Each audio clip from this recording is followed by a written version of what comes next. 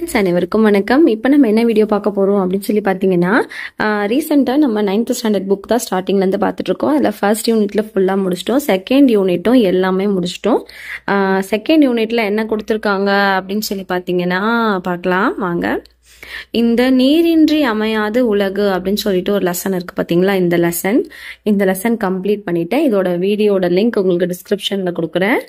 And next பார்த்தீங்கன்னா இதே யூனிட்ல என்ன இருக்கு அப்படின்னு பார்த்தீங்கன்னா, பட்டமரம் அப்படின்னு சொல்லிட்டு ஒரு கவிதை இருக்கு, அதாவது ஒரு செயல் பகுதி இருக்கு.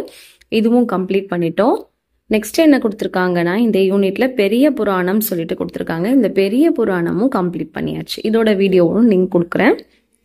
நெக்ஸ்ட் இந்த யூனிட்ல என்ன இருக்கு அப்படின்னு சொல்லிட்டு பார்த்தீங்கன்னா, புறநானூறு.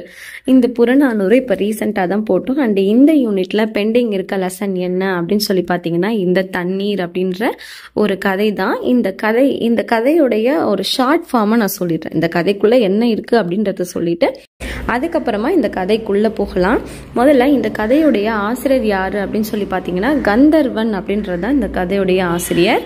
இவரை பற்றின குறிப்புகள் கொடுத்துருக்காங்களா அப்படின்னு சொல்லிட்டு பார்க்கலாம். கண்டிப்பாக கொடுத்துருக்காங்க. கீழே நூல்வெளி அப்படின்றது எப்பவுமே ஸ்கிப் பண்ணக்கூடாது. இது நூலை பற்றியும் நூலை எழுதின ஆசிரியர் பற்றியும் கொடுக்குற ஒரு குறிப்பு. கந்தர்வன் இவருடைய இயற்பெயர் என்ன அப்படின்னு சொல்லி பார்த்தீங்கன்னா, நாகலிங்கம் அப்படின்றது தான் இவருடைய இயற்பெயர். இவர் ராமநாதபுரம் மாவட்டத்தை சேர்ந்தவர். தமிழ்நாடு அரசின் கருவூல கணக்குத்துறையில் பணியாற்றியவர். இப்போதான் ரீசெண்டாக அப்போ இவரை நமக்கு தெரிஞ்சிருக்க வாய்ப்பு இருக்கு. கவிதைகளையும் நிறைய எழுதியிருக்காரு. இது மட்டும் இல்லாமல் சாசனம், ஒவ்வொரு கல்லாய், கொம்பன், இதெல்லாமே இவருடைய சிறுகதை தொகுப்புகள். இது போல ஒரு சிறுகதை தொகுப்பு தான் இந்த தண்ணீராக இருக்கும். இந்த தண்ணீருக்குள்ள என்ன இருக்குது அப்படின்றத பார்க்கலாம். ஓகே, இந்த தண்ணீர் அப்படின்ற யூனிட்குள்ள என்ன விஷயம் இருக்குது ஓகே பார்க்கலாம். தண்ணீர் அப்படின்றது ரொம்ப ரொம்ப இன்றியமையாதது. அது நமக்கு எல்லாருக்குமே தெரியும். தண்ணி இல்லை அப்படின்னா இப்போ இந்த ஜென்ரேஷனில் ரொம்ப கஷ்டம். நமக்கு ஒரு 1 hour நம்ம மோட்ரு போட மறந்துட்டோம்னு வச்சுக்கோங்களேன், நம்ம வீட்டு பைப்பில் தண்ணி வரலன்னா எவ்வளோ தவிச்சு போய்ட்றோம். அதே மாதிரி இதுக்கே அந்த 1 hour நம்ம தவிச்சு போய்ட்றோம்னா அப்போ தண்ணியே நமக்கு கிடைக்கிறது கஷ்டம், ரொம்ப ரேர். அப்படின்னா நம்மளுடைய வாழ்வாதாரமே மாறிடும் அப்படின்னே சொல்லலாம். அப்படிப்பட்ட ஒரு ஊர் தான் இந்த ஊர். இந்த ஊருக்குள்ள தண்ணி கிடைக்காது, ரொம்ப கஷ்டம். அதாவது ஒரு குடம் தண்ணி எடுக்கணும் அப்படின்னாலே அவங்க பயணம் செஞ்சு போய் அந்த தண்ணி எடுத்துட்டு வர ஒரு சிச்சுவேஷன். இப்படி போறவங்க தான் இந்த கதையுடைய கேரக்டர், முக்கியமான கேரக்டர். இப்படி போய் தண்ணி எடுத்துட்டு வர போயிருக்காங்க. அவங்க எடுத்துட்டு வீட்டுக்கு திரும்பி வர கொஞ்சம் டிலே ஆகுது. அந்த டிலே ஆகிற அந்த கொஞ்ச நேரம் அவங்க வீட்டில் இருக்கவங்களும் அந்த ஊர் மக்களும் அவங்கள என்ன மாதிரி நினைச்சிடுறாங்க, அவங்கள எப்படி பார்த்துடுறாங்க, அந்த ஒரு நிமிஷத்துல அவங்கள தேடி எவ்வளோ தவிச்சு போயிடுறாங்க அப்படின்றத தான் இந்த கதையில சொல்லியிருக்காங்க. பொதுவாகவே இந்த மாதிரி கதைகள்லாம் எப்படி இருக்கும் அப்படின்னு பார்த்தீங்கன்னா, நம்ம நேரில் பார்க்குற மாதிரி இருக்கும். இப்போ நேரில் நம்ம ஒரு விஷயத்த பார்க்குறோம். இப்போ காக்கா பறந்துச்சு அப்படின்னு சொல்லிட்டு படிக்கிறதுக்கும், அந்த காக்கா பறக்கிறது கண்ணால் பார்க்குறோம். அது எப்படி பறக்கும், உட்காந்து சாப்பிட வேண்டிய பொருளை எடுத்துக்கிட்டு அதோடைய கூட்டத்தை கூப்பிடும் ஃபஸ்ட்டு, அப்புறமா பறக்கும், ரெக்கையை விரித்து பறக்கும், அப்படி போகும். இதுதான் சிறுகதையோடைய சிறப்பே. இப்படி சொல்லுவாங்க. சாதாரண ஒரு விஷயத்தை கூட அவங்களுடைய கற்பனையையும் கருத்தையும் ஏற்றி சொல்லுவாங்க. ஸோ அந்த மாதிரி தான் இந்த தண்ணீர் அப்படின்ற ஒரு லெசனும் இருக்கு. உள்ள போலாம். வெயில் குரூரமாய் அடித்து தனியத் தொடங்கிய வேளை பேசஞ்சர் ரயிலின் கூவல் வெகு தொலைவிலிருந்து அருவலாக கேட்டது. வல்லநேந்தல் தாண்டியதும் இன்ஜின் டிரைவர்கள் இப்படித்தான் ஒலி எழுப்புவார்கள். திண்ணைக்கு ஓடி வந்து தூணை பிடித்து கொண்டு திரும்பி பார்த்தால் இந்திரா. இந்த இந்திரான்னு ஒரு கேரக்டர் கொடுத்துருக்காங்களா, இவங்க தான் கதைக்கு ஹீரோ. ஓகேங்களா. தூரத்தில் ரயில் வருவது மங்கலாக தெரிந்தது. உள்ளே அம்மா பொட்டு தண்ணி இல்லை என்று ரயில் ஊதல் கேட்டு அன்னிச்சையாக சொல்லி கொண்டிருந்தது. அதாவது அந்த ட்ரெயினில் போய் தான் இவங்க தண்ணி எடுத்துப்பாங்க. இவங்க கிராமத்தில் தண்ணி தானாக கிடைக்காது. அந்த அளவுக்கு பஞ்சம் ஏற்பட்டு தண்ணி இல்லாமல் வறண்டு போன ஒரு கிராமம் தான் அது. அன்னிச்சையாக சொல்லி கொண்டிருந்தது. அதாவது சொல்கிறாங்களாம், கேட்கணும், இவங்க கேட்கணும் அப்படின்னு சொல்லிட்டு, ஐயா சினை ஆட்டை பார்த்தபடி திண்ணையில் உட்கார்ந்திருந்தார். ஐயாவுக்கு எப்போதும் கணக்குதான். ஆடு குட்டி போட குட்டி பெருத்து குட்டிகள் போட்டுக்கொண்டு குபேரனாகும் கணக்கு. அதாவது இப்போ கிராமத்துல எல்லாம் பாத்தீங்கன்னா ஆடு வளர்ப்பாங்க. இந்த ஆடு இதோட ஆடு அப்படி சொல்லி குட்டி போட்டு நம்ம கிட்ட நிறைய ஆடு இருக்கும், இதை வித்தா நம்ம கிட்ட நிறைய காசு கிடைக்கும், அப்ப நம்ம நல்ல பணக்காரங்களா ஆயிடலாம் அப்படின்ற ஒரு கணக்கு அவருக்குள்ள இருந்துதான். இந்திரா குடத்தை தூக்கி இடுப்பில் வைத்துக்கொண்டு வாரியை தாண்டி ஓடினால் மேட்டை எட்டும் போது 7-8 பெண்கள் இடுப்பில் குடங்களோடு ஓடி வந்து இந்திராவை முந்த பார்த்தார்கள். அதாவது அந்த தண்ணிக்காக அவங்க திரண்டு போறாங்க. பொதுவாகவே நமக்கு தெரியும்ல, தண்ணி வேணும் அப்படின்னு சொல்லிட்டு எப்படி ஓடுவாங்க, நான் முன்னாடி போவேன் நீ முன்னாடி போவேன்னு சொல்லிட்டு அடிச்சு பிடிச்சிக்கிட்டு ஓடுவாங்க. யாராவது ஒருத்தவங்க அந்த இடத்துல சண்டை வராம இருக்காது, இந்த குழா அடி சண்டை அப்படின்னு சொல்லிட்டு நம்ம கேள்விப்பட்டிருப்போம்ல, அதை பத்தி அந்த மாதிரி சொல்ல வராங்க. கைகளை பிடித்து மடக்கினார்கள். அடுத்தவர் குடங்களை படபடவென்று கையால் அடித்தார்கள். சிரிப்பும் கனைப்பும் ஆக ஓடினாலும் முந்துபவர்களை பார்த்து நொடிக்கு ஒரு முறை கடுகடுவென்று கோபமானார்கள். அடுத்த நொடியில் முந்தும் போது சிரித்து கொண்டார்கள். எனக்கு தான் முன்னாடி உனக்கு தான் முன்னாடி அப்படின்னு சொல்லிட்டு அந்த கோபம் இருந்தாலும், என்னதான் இருந்தாலும் நம்மள மாதிரி அவங்களும் தண்ணிக்கு கஷ்டப்படுறவங்க தானே அப்படின்னு சொல்லிட்டு சரி ஓகே எடுத்துக்கட்டும் அப்படின்னு சொல்லிட்டு விடுவாங்களாம். 2-3 குடங்களை தூக்கி கொண்டு புயல் நுழைவது போல் ரயில் நிலையத்திற்குள் பாய்ந்தார்கள். இந்திரா இதில் படுகெட்டியான பெண். எல்லோருக்கும் முன்பாக இடம் பிடித்ததோடு மட்டுமல்லாமல் பதற்றமே இல்லாமல் அலட்சியமாக நிற்கின்ற அழகை பார்த்தால் 5-6 வருஷங்களாக அதே இடத்தில் நிற்பது போல இருக்கும். அவங்களுடைய இடத்த அந்த இந்திரான்றவங்க விட மாட்டாங்க, ஏன்னா அவங்களுக்கு தண்ணி தேவைப்படுதில்லை. இடம் பிடிக்க முடியாத பெண்கள் சுவர்களில் சாய்ந்து கொண்டு எகத்தாளம் பேசினார்கள். ஸ்டேஷன் மாஸ்டர் வெள்ளை உடைகளோடும் பச்சை கொடியோடும் வந்தவர் இந்த சச்சரவை பார்த்துவிட்டு ஒரு நாளைக்கு ஸ்குவாட்டை வர சொல்லி எல்லாரையும் அள்ளி கிட்டு போய் ஜெயிலில் போடுறேன் அப்படின்னாங்க. ஏன்னா இவங்க எங்கே போகிறாங்கன்னா, அதாவது ட்ரெயினில் ஏறி போய் தண்ணி பிடிக்க போல, ட்ரெயினில் இருக்க தண்ணியே பிடிக்க போகிறாங்க. புரியுதுங்களா விஷயம்? அதனால் அவர் சொல்கிறாராம், ஒரு நாள் நீங்கள் மாட்டாமையாக போயிடுவீங்க, பாருங்க அப்போ என்ன நடக்குது அப்படின்னு சொல்லிட்டு அப்படின்ற மாதிரி சொல்கிறாரு. பெண்கள் இடுப்பு குடங்களுக்குள் முகங்களை கவிழ்ந்து வக்கனையாக சிரித்தார்கள். ஐயோ மாட்டிக்கிட்டோம் அப்படின்ற மாதிரி. இப்போ இந்த கதையோட விஷயத்த பார்த்தீங்களா, டைரக்டா விஷயத்த அவங்க சொல்லலை, ஒரு சின்ன சின்ன அசைவுகளை கூட சொல்லுவாங்க. அப்போ அந்த அசைவுகள் எல்லாம் நம்ம படிக்கும்போது நம்ம அந்த கேரக்டர் அந்த இடத்துல நம்ம நிற்கிற மாதிரி இருக்கும், அந்த கதை நடக்கிற அந்த இடத்துல நிற்கிற மாதிரி இருக்கும். ரயில் காட்டு யானை பிளறி கொண்டு வருவதை போல நிலையத்துக்குள் நுழைந்தது. பயணிகள் யாரும் இறங்கும் முன்பாக இந்திரா குடத்தோடு பெட்டிக்குள் பாய்ந்தால் முகம் கழுவும் பேசன் குழாயை அழுத்தி வேகமாக அரை சொம்பும் கால் சொம்புமாக பிடித்து குடத்தில் ஊற்றி கொண்டிருந்தாள். அப்போ ட்ரெயின்ல வரும் பாத்தீங்களா தண்ணி, அந்த தண்ணி தான் இவங்க புழக்கத்துக்கு எடுத்துக்கிறாங்க. சரிங்களா, பார்க்கலாம். பிடித்து குடத்தில் ஊற்றிக்கொண்டால் இந்த குழாயில் தண்ணீர் சனினும் விறுவிறுவென்று வராது. அதாவது நம்ம சொல்லுவோம்ல, சனி வந்து தொலைதான் பார்ப்போம் அப்படின்ற ஒரு பேச்சு மொழியிலேயே எழுதியிருக்காங்க பாருங்க. இந்த பீடை குடமும் நிறைந்து தொலைக்காது, தண்ணி சனினும் வராது, இதையும் நிறைந்து தொலையாது அப்படின்ற மாதிரி சொல்லியிருக்காங்க. இதை தான் நாளைக்கு சாயந்தரம் வரைக்கும் வீட்டுக்கு நம்ம தண்ணீரா பயன்படுத்தணும். குடிக்கிறதுக்கும் தண்ணி இல்லை, இதுவும் கிடைக்கல அப்படின்னு சொல்லிட்டா பிளாட்பாரத்துக்கு தான் வந்து நம்ம நிற்கணும், நல்ல தண்ணி இருக்கு அப்படின்னு சொல்லிட்டு புலம்புறாங்க. இந்த ஊரும் அக்கம் பக்கத்து ஊர்களும் உவடு அரித்து போய்விட்டன. அந்த அளவுக்கு வறண்டு காஞ்சி போயிடுச்சான். ஊருக்குள் 4 இடங்களில் கிணறு வெட்டி பார்த்தார்கள். உப்பென்றால் குடலை வாய்க்கு கொண்டு வருகின்ற உப்பு, அந்த அளவுக்கு உப்பா இருக்கும், அந்த கடல் தண்ணி மாதிரி இருக்கும் அவங்க ஊர் தண்ணி. கடல் தண்ணீரை விட 1 மடங்கு கூடுதலாக கூட உப்பு இருக்கிற மாதிரி அந்த அளவுக்கு உப்பு கறிக்குதான். உப்பளம் போடலாம் அப்படின்னு சொல்லிட்டு பேசிட்டு இருக்காங்களாம். அந்த அளவுக்கு அந்த அங்க கிடைக்கிற தண்ணி உப்பா இருக்கும். நம்மளாம் எவ்வளவு பிளஸ்டுன்னு பாருங்களேன். அந்த டைம்ல நமக்கெல்லாம் பைப்பை திறந்தா தண்ணி வருது. அந்த மோட்டர் அந்த மோட்டர் போடுறதுக்கே நம்ம கஷ்டப்படுவோம், ஐயோ இதை வேற போய் போடணுமான்னு சொல்லிட்டு. அப்ப இந்த மாதிரி நிலைமையெல்லாம் நமக்கு வந்து நம்ம என்ன ஆகும் அப்படின்றத யோசிச்சு கூட பார்க்க முடியல. எல்லா ஊர்களும் தீந்து போய்விட்டன. எல்லா ஊர்களிலும் பருவ காலத்தில் மழை பெய்யும். புயல் வந்தாதான் இந்த பக்கம் பூராவுக்கும் மழை பெய்யும். அங்கே மழை கூட பெய்யாதா, எங்கேயாவது புயல் அப்படின்னா மட்டும்தான் இங்கே மழையே பெய்யுமா.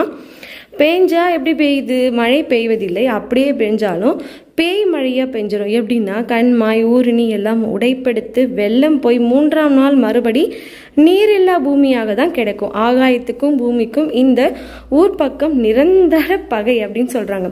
பேஞ்சா ஒரேடியாக பேஞ்சு வெள்ளம் பெருகெடுத்து ஓடி அதுக்கப்புறம் 3ஆவது நாள்லேருந்து தண்ணி கிடைக்காதான்.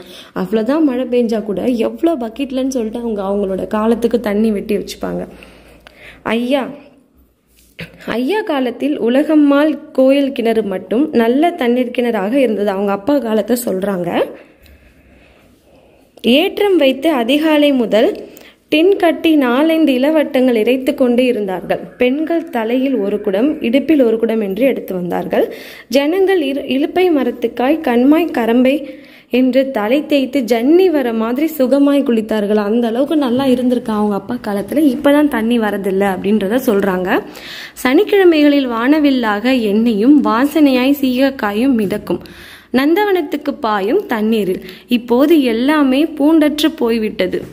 முல்லை மணந்த நந்தவனம் குட்டி சுவர்களில் சின்ன அடையாளங்களோடு பாழடைந்து கிடக்கின்றது. கிணற்றில் முல்லை வெட்டி போட்டிருக்கிறார்கள். மழை பெய்து குண்டுக்கள் நிறையும் வரை குடிக்க தண்ணீர் வேண்டி பெண்கள் குடங்களோடு பிலாப்பட்டுக்கு போகிறார்கள்.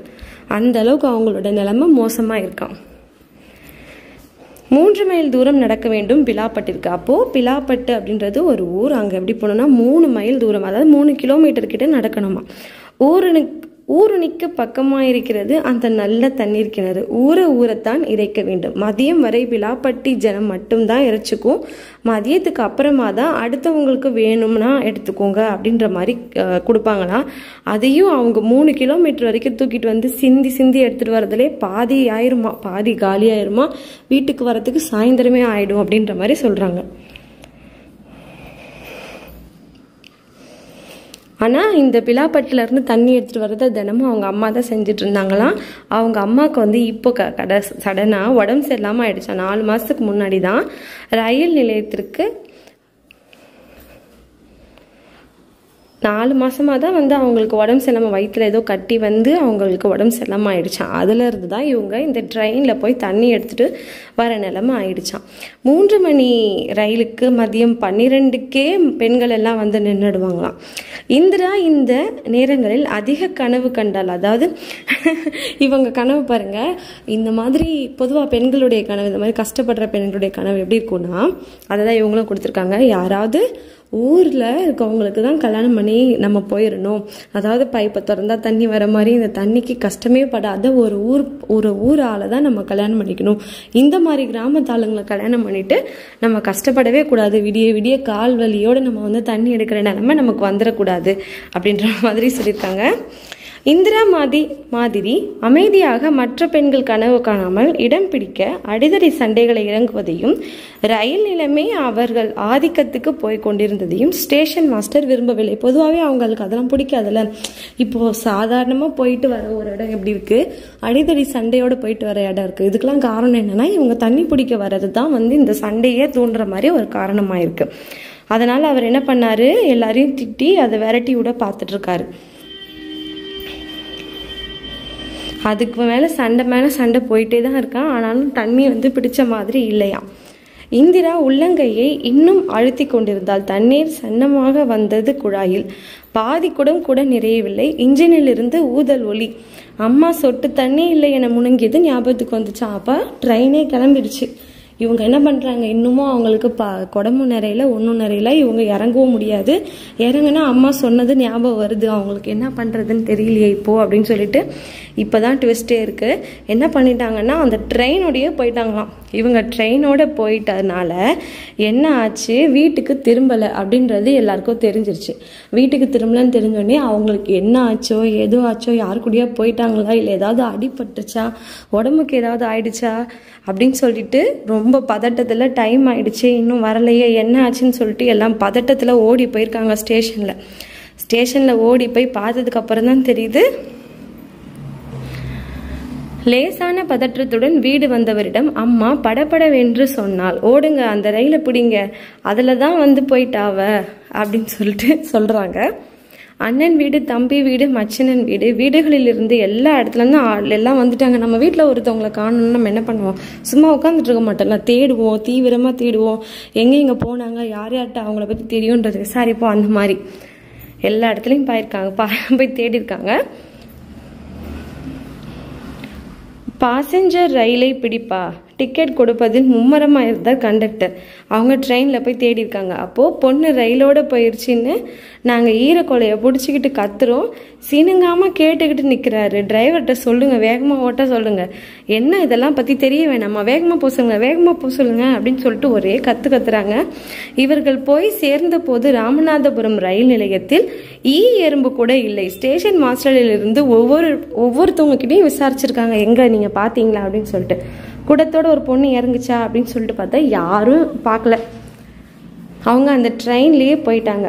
ரயில் நிலையத்திற்கு வெளியே எல்லா இடங்களிலும் கேட்டார்கள்.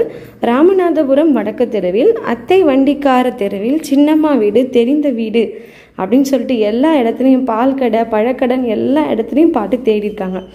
வீட்டு வாசலில் இவர்களை எதிர்பார்த்து காத்திருந்த கூட்டத்தில் ஒருவர், மெட்ராஸுக்கே போயிடுச்சா புள்ள அப்படின்னு கேட்டாங்களாம். ஐயா வந்து உடனே கத்துனாங்களாம், கழுத்தை கடிச்சு மென்னுருவான்ப்பா, பேசாம இரு. ஐயா கூட போய் திரும்பி ஆட்களில் ஒருவர், அவங்க கூட போனாங்களா, அவங்கக்கிட்ட யாராவது ஒருத்தவங்க கிட்டே கேளுங்க அப்படின்னு சொல்லிட்டு அவங்க ஒரே பதட்டத்தில் இருந்தாங்க. அம்மாவுக்கு இந்த பேச்சை கேட்ட உடனே பயமாக இருக்கும்ல, எங்கே போச்சோ நம்ம பொண்ணு, என்ன ஆச்சோ, எனக்கு மயக்கமே வருது, தலையே சுற்றுது அப்படின்னு சொல்லுவாங்கள்ல, அது மாதிரி சொல்லியிருக்காங்க. இந்த கூட்டத்தில் யாரும் எட்ட முடியாத யோசனைக்கு போய் பொறுமை கொண்டும் வாயில் முந்தானையை அழித்து கொண்டும் சொன்னால், என் புள்ள எந்த ஊர் தண்டவாளத்தில் விழுந்து கிடக்கோ அவங்களுக்கு கடைசியில் அவங்க இறந்தே போயிட்டாங்கன்னே முடிவே பண்ணிட்டாங்க. அவங்களுக்கு என்ன ஆச்சுன்றது யாருக்கும் தெரியல. அவங்களால அடக்கவே முடியாத அளவுக்கு ஒரு கவலையும் ஒரு அழுகையும் அழுதுட்டாங்க. ஆவேசம் வந்தவள் போல் ரயில் நிலையத்துக்கு ஓடினாள். பின்னாலேயே ஐயாவும் ஊர்ஜனமும் ஓடியது. பொழுது இருட்டு கொண்டு வந்தது. அம்மா தண்டவாளத்தின் ஓரத்திலேயே ஓட ஆரம்பித்தாள். 10 அடி ஓடியதும் ஐயா அம்மாவை பிடித்து இழுத்து நிறுத்திவிட்டு கூர்ந்து பார்த்தாள். அப்போ அவங்கள பிடிச்சி நிறுத்திட்டு நல்லா உத்து பார்க்கும் போது தூரத்தில் யாரோ ஒருத்தவங்க வர மாதிரி தெரிஞ்சிருக்கான். கிட்ட வர வர வர அவங்களுக்கு தெரிஞ்சிருச்சு, நம்ம இந்திரா தான் வராங்கன்னு சொல்லிட்டு. இடுப்பில் ஒரு தண்ணீர் குடத்தை வச்சுக்கிட்டு இந்திரா வராங்க. அம்மா பார்த்தீங்களா இப்போ என்ன ஆயிருக்குன்னு, ஃபுல்லாக தண்ணி குடம் ஃபுல்லாக தண்ணி வச்சுக்கிட்டு பொறுமையாக நடந்து வராங்களாம். ஊரே வந்து அங்கே நிற்கவே இந்திரா கூலாக ஒரு வார்த்தை சொல்லிட்டு போயிட்டாங்களாம்.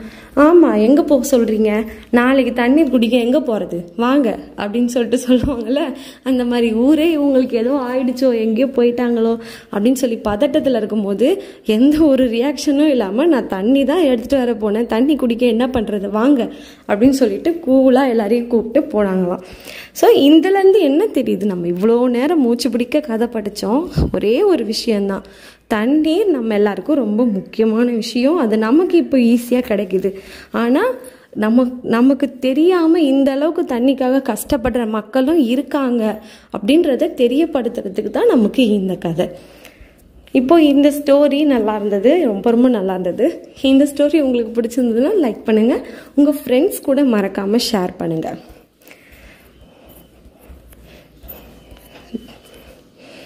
சப்ஸ்கிரைப் பண்ணுங்கள், லைக் பண்ணுங்கள், ஷேர் பண்ணுங்கள். நன்றி, வணக்கம்.